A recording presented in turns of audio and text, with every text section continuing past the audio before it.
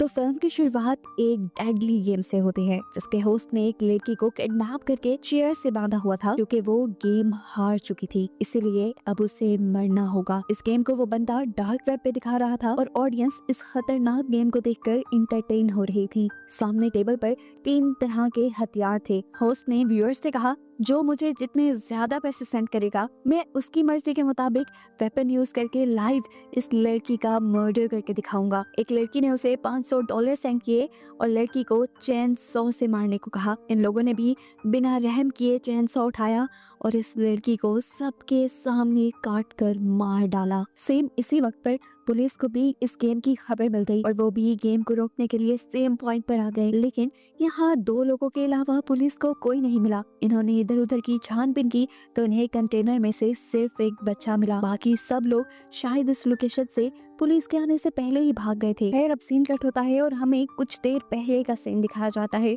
Ben थका हारा अभी घर आया ही था कि उसे खबर मिली कि उस आदमी ने दोबारा से वो गेम शुरू कर दी है। खबर सुनते ही वो फौरन पुलिस स्टेशन पहुंचा, जहां डार्क वेब पर बैठकर सारे ऑफिसर्स वो गेम देख रहे थे, उसी प्रेजेंटर की जिसे ये अभी तक सक्सेसफुली ट्रैक नहीं कर पाई। गेम में उसने 2 लोगों को किडनैप करके रखा हुआ था और जबरदस्ती वो उन दोनों से रॉक पेपर सीजर खिलवाता है। ये दोनों जानते थे कि इस खेल के बाद इनकी जान चली जाएगी। ये दोनों जब नहीं खेलते तो इन्हें टीजर गन से शॉक दिया जाता है। दोनों जब गेम खेलते हैं तो लड़की हार जाती है, जिसकी वजह से अब उसको मार दिया जाना था। ये वही सीन था जिसे मूवी के स्टार्ट में ही दिखा दिया गया है कि कैसे के लोग इस लड़की को चेन सॉ से मार देंगे। ये सब देखते हुए बेन फौरन अपनी साइबर सिक्योरिटी के पास जाता है और उसे प्रेजेंटर को ट्रैक करने को कहता है। पर बुरी खबर ये मिलती है कि प्रेजेंटर तो ऐसा सिस्टम यूज कर रहा है जिसकी वजह से पुलिस भी उसे ट्रैक नहीं कर पा रही। हर मर्तबा उसकी ट्रैक हुई लोकेशन गलत मिलती है और वो बच जाता है, जिसकी वजह से हर गुजरते वक्त के साथ साथ वो मासूम लोगों की जान लेने पे तुला हुआ है। सीन कट होकर हमें कातिया नाम की एक लेडी को दिखाया जाता है जिसका आज जॉब पे पहला दिन था। उसने कस्टमर्स को बहुत अच्छे से डील किया और इसी टाइम पे उसकी को वर्कर सोफिया उसके पास आई। यहाँ सीन कट होकर हमें शो के प्रेजेंटर को दिखाया गया जो फुल टाइम कातिया के ऊपर ही नजर रख रहा था। कातिया के साथ उसने 3 और लोगों पर भी नजर रखी हुई थी। शायद वो इन तीनों को ही किडनैप करके अपना शिकार बनाने वाला था। यहाँ पर हम बेन को देखते हैं जो अभी भी उस प्रेजेंटर के पुराने शो को देख रहा है। बैकग्राउंड पे उसे कुछ लोग दिखाई देते हैं और जब वो उनके बारे में इन्वेस्टिगेट करता है तो उसे पता चलता है कि इन लोगों का भी किडनैप हुआ था। यानी प्रेजेंटर यहाँ जितने लोगों को मार रहा था उन्हें वो इलीगली किडनैप किया करता था। यहाँ जॉब खत्म होने के बाद अब कातिया घर जाने के लिए निकल ही रही थी, पर सोफिया ने उसे रोक लिया क्योंकि आज उसका पहला जॉब का दिन था और सोफिया चाह रही थी कि उसके साथ थोड़ा सा टाइम स्पेंड किया जाए। कातिया बताते हैं, मैं रुक नहीं सकती क्योंकि घर पर मेरा बेटा और मेरी मॉम मेरा इंतजार कर रहे होंगे।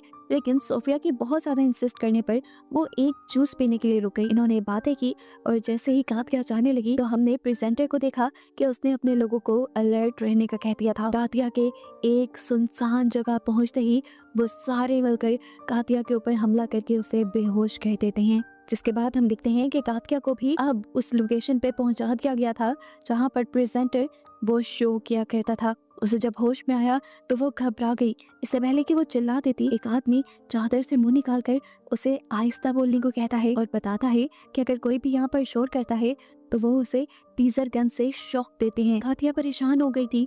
वो जानती थी कि घर पे उसका बेटा और उसकी मॉम उसका वेट कर रहे होंगे। उसने साथ में से पूछा, कौन है ये लोग जिन्होंने हमें यहाँ पर बांध रखा है। बाद में बताता है कि इस बारे में मुझे भी ज्यादा नहीं पता, मुझे भी अभी किडनैप करके लाया गया है और होश में आने पर जब मैं बोलने लगा तो मुझे टीजर गन से शॉक दे दिया इन्होंने। देखने को मिला कि अब प्रेजेंटर ने इन लोगों की किडनैपिंग की वीडियो भी अपने अकाउंट पर पब्लिश कर दी थी। ये देखकर बहन बहुत ही ज्यादा गुस्से में आ गया और उसने अपनी टीम से कहा कि इन सारे लोगों की इंफॉर्मेशन निकालो, ये लोग कहाँ कहाँ काम करते थे और कहाँ कहाँ से इन्हें किडनैप किया गया। बेन बुरी तरह इस केस में फंस गया था। कहीं पे भी उसे कोई सुराग नहीं मिलता था जहाँ जाकर वो प्रेजेंटर को पकड़ पाए। अब उसके दिमाग में केस को सॉल्व करने का एक आइडिया आता है। वो एक ऐसे कैदी के पास जाता है जिसे उसने ही अरेस्ट किया था एक डार्क वेब वाले केस पे, इस लड़के ने असल में डार्क वेब के ही एक बंदे को पकड़कर उसका मर्डर किया था। डार्क वेब के लोगों को कैसे पकड़ना था ये उसे अच्छे से आता था। बैंक उसे शो में किडनैप हुए लोगों की पिक्चर दिखाता है और शो के बारे में बताता है। वो चाहता था कि ये कैदी हेल्प करे उस प्रेजेंटर को पकड़ने में, लेकिन बेन की उम्मीदें सारी ये लड़का तोड़ चुका था, ये बताते हुए कि ये आदमी डार्क वेब का सबसे स्ट्रॉन्ग आदमी था, इसे पकड़ना नामुमकिन था। वो उसे बताता है कि जानता होगा कि पुलिस पहले ही इसके पीछे पड़ी हुई है, तो वो हमेशा अपने बैकअप्स जरूर रखता होगा, जिसकी वजह से पुलिस उसे पकड़ नहीं पाएगी। ना उम्मीद होकर बेन जब वापस अपने ऑफिस आया तो उसे पता चला कि प्रेजेंटर ने 2 और लोगों को किडनैप कर लिया था। वो अपनी गेम को आगे बढ़ाता जा रहा था, मासूम लोगों की जान लेता जा रहा था और पुलिस अभी तक हाथ पे हाथ रखकर बैठी थी। सीन कट होकर दिखाया जाता है कि प्रेजेंटर ने अपना दूसरा शो भी शुरू कर दिया था। इस मर्तबा उसके शो में बहुत सारे कंटेस्टेंट थे। उसने गाथिया को भी यहाँ पे बुलाया और सभी कंटेस्टेंट के सामने एक गन रख दी। उसने व्यूअर्स को बताया कि आज की गेम बहुत मजेदार होने वाली है। इस गन में सिर्फ एक ही गोली है और ये 6 कंटेस्टेंट हैं। जिसकी किस्मत बुरी होगी वो मारा जाएगा। गेम स्टार्ट हो जाती है। कंटेस्टेंट को बताया जाता है कि उन्हें गन सर पे रख के उसका ट्रिगर दबाना है। बारी बारी सब ने ट्रिगर दबाना शुरू किया। गातिया जब गोली चलाती है तो उसकी बंदूक में गोली नहीं थी, लेकिन जैसे ही एक दूसरे कंटेस्टेंट ने ट्रिगर दबाया तो गोली चल गई और उसका दिमाग फट गई। वो वहीं मारा गया। एक तीसरे कंटेस्टेंट की गोली की जगह एक फ्लैग बाहर निकला था और उन्हें बताया कि ये इंसान भी गेम हार चुका है और इस तरह से लोग अपने ऑडियंस की ख्वाहिश के मुताबिक मारने वाले थे। ऑडियंस में से दोबारा एक लड़की ने $500 सेंड किए और उस आदमी को ब्लीच देकर मारने का कहा। सबसे ज्यादा पैसे ही उसने दिए थे, तो उसकी बात मानी गई और आदमी को ब्लीच पिला दिया गया, जिससे उसके अंदर के सारे ऑर्गन्स फट गए और वो मारा गया। अगले दिन के न्यूज़पेपर में दिखाया गया कि किस तरह वो गेम शो लोगों को मारता जा रहा है, लेकिन पुलिस ने अभी तक कुछ नहीं किया। अब क्योंकि पुलिस से ये केस सॉल्व नहीं हो रहा था, तो FBI को ये केस सौंप दिया गया और ये चीज प्रेजेंटर को भी पता चल गई। प्रेजेंटर भी हर चीज को बहुत गौर से देख रहा था। दूसरी तरफ गातिया के साथ मौजूद एक और कैदी साशा, ये दोनों मिलकर प्लान बनाते हैं कि ये लोग यहाँ से भाग जाएंगे, क्योंकि अगर ये यहाँ रहे तो इनका मरना तय है। वो फैसला करता है कि अब जब ये लोग यहाँ पे उन्हें लेने आएंगे तो वो उन्हें मारकर उनकी गन छीन लेंगे और फिर यहाँ से भाग जाएंगे। इन दोनों की ये प्लानिंग प्रेजेंटर ने सुन ली थी और ये सुनने के बाद उसने गातिया को अपने ऑफिस में बुलाया। वो गातिया से कहता है, क्या तुम नहीं जानती यहाँ पे बात करना मना है और तुमने बात करके रूल तोड़ा है, जिसकी सजा अब मैं तुम्हें नहीं दूंगा बल्कि तुम्हारी साथ वाली को दूंगा, ताकि तुम्हारा गिल्ट कभी तुम्हें और गलती ना करने दे ऐसी। अब स्क्रीन पे दोबारा ये लोग लाइव आ जाते हैं और जिस लड़की को प्रेजेंटर ने सजा देनी थी उसे लाइव सबके सामने पाँव पे कोड़े मारे जाते हैं। उसे तड़पते हुए देखकर ऑडियंस जैसे सेटिस्फाई हो रही थी और धड़ाधड़ उनके शो को लाइक कर रही थी। जहाँ अभी तक FBI वाले भी इन लोगों की लोकेशन का पता नहीं चला पाए थे। अब बेन दोबारा उस कैदी के पास जाता है जिससे उसने पहले भी मदद मांगी थी। वो उससे पूछता है कि आखिर ये प्रेजेंटर, ये गेम वाला आदमी चाहता क्या है। कैदी ने बताया वो कुछ नहीं चाहता, उसे सिर्फ मजा आ रहा है लोगों को तकलीफ देने में और उसे लगता है कि ऐसे करने पे वो मशहूर हो जाएगा। वो मशहूर होकर सभी लोगों को अपने जैसा बनाना चाहता है, जिन्हें जुल्म पसंद हो, जो दूसरों पर जुल्म करके खुश हों। सीन कट होकर दिखाया जाता है कि अब FBI वालों के साथ मीडिया कॉन्फ्रेंस हो रही थी, जहां पर वो लोग शर्मिंदगी का इजहार करते हुए बताते हैं कि अभी तक वो उस आदमी की लोकेशन को ट्रैक नहीं कर पाए, लेकिन जल्द ही वो ऐसा करके उस आदमी को पकड़ लेंगे। देखने को मिला कि प्रेजेंटर भी ये प्रेस कॉन्फ्रेंस बहुत ही गौर से सुन रहा था। सीन कट होकर हम बेन को देखते हैं जो वो अपने घर आया था। वहाँ पर उसके लिए एक सरप्राइज था। उसकी वाइफ को पता चला था कि उनके घर एक बेटी पैदा होने वाली है। ये सुनकर बेन को खुश होना चाहिए था, लेकिन वो खुशी का इजहार नहीं कर पाया क्योंकि वो इस केस में बहुत ज्यादा इन्वॉल्व हो गया था और इस तरह उसकी वाइफ को लगने लगा कि शायद बेन इसकी फैमिली से और उसकी बेटी से खुश नहीं। यहाँ दोबारा हम प्रेजेंटर का शो देखते हैं, जहाँ पर वो 4 लोगों की तस्वीर दिखाता है और बताता है कि अगले दिन वो इन 4 लोगों को किडनैप करने वाला है। यानी वो सीधा सीधा पुलिस को धमकी दे रहा था और साथ ही एक मौका भी दे रहा था उसको पकड़ने का। पुलिस वाले फौरन उन लोगों की लोकेशन ट्रैक करने लगे जिनको उस आदमी ने किडनैप करवाना था। इतने में ही बेन जब ऑफिस में आया तो उसे मीडिया वालों ने घेर लिया। अब प्रेजेंटर जैसे ही बेन की फुटेज देखता है तो वो हैरान हो जाता है कि एक नॉर्मल सा पुलिस वाला इतना ज्यादा इस केस में इंडल्ज क्यों है। वो इसके बारे में इंफॉर्मेशन निकलवाता है और उसे पता चलता है कि बेन की मॉम और बहन किसी ने बेदर्दी से उन दोनों का मर्डर कर दिया था। बेन उन्हें बचा नहीं पाया था और इस चीज़ का बेन को बहुत रिग्रेट था, जिस रिग्रेट को ख़त्म करने के लिए वो अब मासूम लोगों की जान बचाने की मिशन पर था। यहाँ पर फाइनली अब प्रेजेंटर उन लोगों को भी किडनैप करवा चुका था जिनके लिए उसने पिछले दिन धमकी दी थी। इसमें एक बहुत छोटी बच्ची भी थी जो इस शो को देखती थी। उसे लग रहा था कि ये शो वाले उसको कुछ नहीं करेंगे, लेकिन प्रेजेंटर ने यहाँ उसे बताया कि अगर वो इस गेम में आ गई है तो वो अब इस शो की फैन नहीं रही बल्कि इस शो की विक्टिम बन गई है, और जैसा यहाँ पर मौजूद सब लोगों के साथ होगा वैसा ही सलूक उसके साथ भी किया जाएगा। ये कहते ही वो कैमरास की तरफ मुड़ गया और अपने व्यूअर्स को बताने लगा कि आज वो लोग डॉज गेम खेलेंगे, जिसमें गेमर्स ने एक दूसरे को बॉल मारनी थी। इस बॉल से बाकी लोगों ने बचना था और अगर किसी एक को भी ये बॉल लग जाती तो वो मारा जाता। अब यहाँ पर गेम स्टार्ट होती है, ये लोग एक दूसरे को बॉल मारते हैं और काफी लोग यहाँ पे हार जाते हैं। जैसे ही उस छोटी बच्ची और एक बूढ़े आदमी की बारी आती है तो बूढ़ा आदमी बॉल को नीचे फेंक देता है बचाए लड़की को मारने के।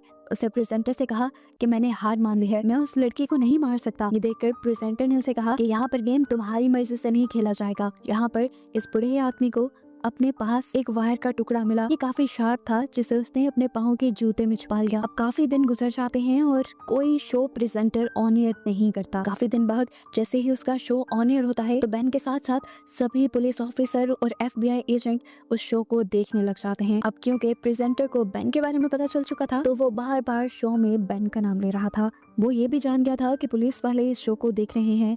अपने व्यूअर्स के साथ वो पुलिस वालों को भी बताता है कि पिछले दिन उस बूढ़े आदमी ने रूल तोड़ा था जिसकी वजह से अब दोनों की जान जाएगी, लेकिन बेन यहाँ पर किसी एक की जान बचा सकता है। वो अगर चूज करे कि किसको मारना है तो एक की जान बच सकती है। सब बेन को मना कर रहे थे कि वो चूज ना करे, लेकिन तब प्रेजेंटर ने कहा कि अगर बेन कुछ चूज नहीं करेगा तो ये दोनों मारे जाएंगे। एक की जान बचाने के लिए बेन ने फौरन से 2 का बटन दबा दिया। सेकंड नंबर पे थी लड़की और उसके बटन दबाते ही उसे शूट करके मार दिया गया। इतनी देर में पुलिस वाले भी उसकी लोकेशन पर पहुंच गए थे, लेकिन वहां जाकर पता चला कि ये शो तो उस जगह पे हो ही नहीं रहा था जो लोकेशन उसे पता चली थी। हंसते हुए इस टाइम प्रेजेंटर ने बताया तुम्हारे साथ गेम खेली गई है, तुम मेरी लोकेशन तक पहुंच जाओ, ये इम्पॉसिबल था, तुम्हें वो गलत लोकेशन मैंने ही बताई। ये कहते ही यहाँ पर शो खत्म हो जाता है। दूसरी तरफ हम उस बूढ़े आदमी को देखते हैं जो अब उस बच्चे की मौत का जिम्मेदार अपने आप को समझ रहा था, इसलिए जो शार्प वायर्स उसने अपने पाँव में छुपाई थी वो उसके जरिए अपनी नसें काट के सुसाइड कर लेता है। जैसे यहाँ पर सब लोगों ने उस बूढ़े आदमी को मरा हुआ देखा तो इन सबको काफी दुख हुआ। दूसरी तरफ दिखाया गया कि अब बेन भी शदीद शौक में था क्योंकि वो अब मासूम लड़की की मौत का जिम्मेदार अपने आप को समझ रहा था। वो इस गिल्ट से बाहर निकलना चाहता था, कुछ करना चाहता था, इसीलिए वो जब ऑफिस के लिए निकलने लगा तो उसे अपने गेट पे एक पार्सल रिसीव हुआ। वो जानता था कि ये पार्सल जरूर प्रेजेंटर ने भेजा होगा क्योंकि वो बार बार जबरदस्ती बेन को इस सब में घसीटना चाह रहा था। हम देखते हैं कि प्रेजेंटर खुद गाथिया के पास आया है। उसने गाथिया को बताया कि आज तुम्हारी मौत का दिन है, अगर तुम चाहो तो अपने छोटे लाइन से बात कर सकती हो। वो हैरान हुई ये जानकर। छोटा लाइन वो अपने बेटे को कहती थी, ये बात उसे कैसे पता चली? उसे याद आया कि आखिरी बार उसने ये बात अपनी कोवर्कर को बताई थी। खैर अब प्रेजेंटर उसे ऑन एयर ले गया जहाँ पर उससे पूछा गया कि तुम किसे याद कर रही हो। गाथिया ने बताया कि मैं अपने बेटे और अपनी कोवर्कर को याद कर रही हूँ। बेन को उसकी हिस्ट्री याद आई। बेन ने उसके बारे में इन्वेस्टिगेशन करवाई थी। वो तो सिर्फ एक ही दिन जॉब पे गई थी। अगर उसने अपने क्लिक का नाम लिया है इसका मतलब ये बेन के लिए एक हिंट है, जरूर उसकी क्लिक भी इन सब में इन्वॉल्व है। वो फौरन उसकी क्लिक इन्हीं सोफिया से मिलने के लिए चाहता है, जहाँ पर पहले तो सोफिया उससे कोई बात नहीं करती, लेकिन फिर वो कुछ नोट लिखकर बेन को बताती है कि उसके बेटे को भी इन लोगों ने किडनैप किया हुआ है। कैमरास में से वो इन्हें देख सकता है। उसने जो सब गाथिया के साथ किया वो करना उसकी मजबूरी बन गई थी। मैंने इस टाइम उससे पूछते हैं कि तुम जब अपने बेटे को रिहा करवाने गई तो तुम्हारा बेटा कहाँ था? सोफिया उसे वो जगह बता देती है। बेन समझ गया था कि जरूर प्रेजेंटर वही शो करता होगा। बिना किसी को बताए वो उस जगह पहुंच गया। बेन ने जाने से पहले बैकअप पुलिस भी बुला ली थी। इतने में हमें शो के अंदर दिखाया जाता है कि जब सारे कंटेस्टेंट एक गेम खेल रहे थे तो उन्हें गन्स दी गई थी। इस मर्तबा सभी कंटेस्टेंट ये फैसला करके आए थे कि वो अपने बजाय यहाँ के लोगों को मारकर अपने आप को आज़ाद कर लेंगे। इस सब में उन्होंने फायरिंग शुरू कर दी। जवाब में प्रेजेंटर के सिक्योरिटी गार्ड्स ने भी यहाँ पे फायर किया और 2 गेमर्स तो वैसे ही मारे गए, लेकिन टीम ने यहाँ से भागने की अच्छी कोशिश की जिसमें कातिया भी थी। कातिया के साथ उसका एक साथी साशा जब बाहर की तरफ बढ़ रहा था तो उसे एक गार्ड ने पकड़ लिया। कातिया उसे बचाने के लिए रुकी, लेकिन साशा ने कह दिया तुम भागो, तुम यहाँ से निकलो और पुलिस को इस लोकेशन के बारे में बताओ। वो यहाँ से निकलने वाली थी, इतने में बेन उससे टकरा गया। कातिया को घबराए देखकर उसने कातिया को तसल्ली दी कि अभी बैकअप पुलिस भी यहाँ आ रही है और सब चीजें नॉर्मल हो जाएंगी। बेन अब कातिया को छुपाकर आगे की तरफ बढ़ता है। प्रेजेंटर इस टाइम एक रूम के अंदर बैठा हुआ था। उसे देखकर प्रेजेंटर ने उससे कहा, अगर हिम्मत है तो चलाओ मुझ पर गोली। बेन ने भी जरा नहीं सोचा और फौरन उसे शूट करके मार दिया। और जैसे ही वो उसके पास गया तो मास्क उतारने पर पता चला कि यहाँ पर प्रेजेंटर था ही नहीं। यहाँ पर इस टाइम एक मासूम लड़की को जाल में फंसा कर बिठाया गया था और प्रेजेंटर उसके आने से पहले ही यहाँ से निकल चुका था। ये सब लाइव शो में चल रहा था और शो के व्यूअर्स ये देखकर हंसने लग जाते हैं और बेन का बहुत मजाक बन जाता है। दिखाया जाता है कि अब पुलिस यहाँ पर आ चुकी थी। उन्होंने कातिया को तो रेस्क्यू कर लिया, लेकिन यहाँ पर कोई और उन्हें नहीं मिला। बाहर प्रेजेंटर की वाइफ उसका इंतजार कर रही थी। प्रेजेंटर गाड़ी में बैठा और गाड़ी चलाकर उसकी वाइफ यहाँ से उसे दूर ले गई और हमें पता चला कि प्रेजेंटर की वाइफ और कोई नहीं बल्कि सोफिया ही थी। और सोफिया ने ही बेन को फंसाने की ये पूरी प्लानिंग की थी प्रेजेंटर के साथ मिलकर। मूवी के पोस्ट क्रेडिट सीन में हमें दोबारा प्रेजेंटर को दिखाया जाता है जो आज ऑन एयर आया था। उसने सबको बताया कि वो सीजन 2 लेके आने वाला है इसी शो का, जो सुनकर उसके व्यूअर्स बहुत ज्यादा एक्साइटेड हो जाते हैं और पुलिस के लिए एक नया चैलेंज सामने आ जाता है। और बस इसी को दिखाते हुए ये कहानी यहाँ खत्म हो जाती है।